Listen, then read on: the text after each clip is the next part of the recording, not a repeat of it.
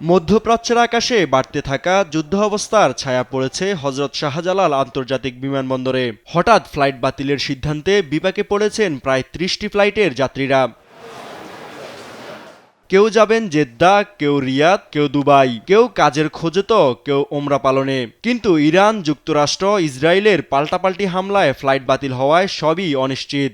আমাদেরকে সকাল ৫টা বাজে বলছে যে আমাদের ফ্লাইট, এখন আসছে, এখন বলতেছে যে মানে ফ্লাইট ক্যান্সেল আর কি।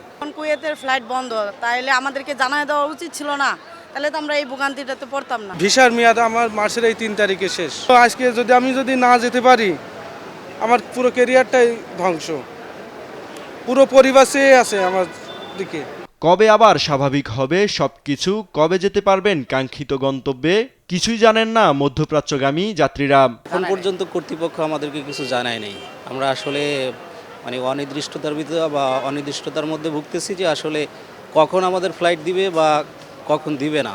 প্রতিপক্ষের আমি কথা বলছি, এই পাসপোর্ট আর থেকে নিচে দেখা বললো যে আমরা ওয়েট করেন। যাত্রীদের খোঁজ নিতে বিমানবন্দরে এসে প্রবাসী কল্যাণ ও বৈদেশিক কর্মসংস্থান মন্ত্রী জানান, ফ্লাইট বাতিল হওয়ায় যাত্রীদের জন্য রাতে থাকার ব্যবস্থা করা হয়েছে।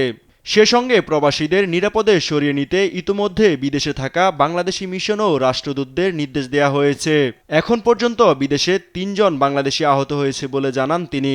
যেসব ফ্লাইটে প্যাসেঞ্জার ক্যান্সেল হওয়াতে যারা আছে তাদেরকে আমরা অ্যাকোমোডেশন করেছি, যোগাযোগ অব্যাহত আছে। আমাদের মিশনগুলোকেও বলে দেওয়া হয়েছে, আমাদের রাষ্ট্রদূতগুলোতে বলে দেওয়া হয়েছে, ওইখানে যদি কেউ প্রবাসে কেউ যাতে তারে সেফ জায়গায় নিয়ে আসা এবং আমাদের কাছে পৌঁছানো। যোগাযোগ অব্যাহত রয়েছে।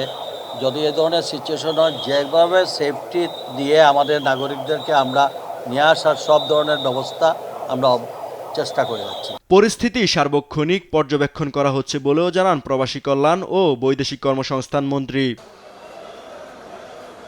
ইউসুফ ভুঁইয়া, দেশ টিভি, ঢাকা।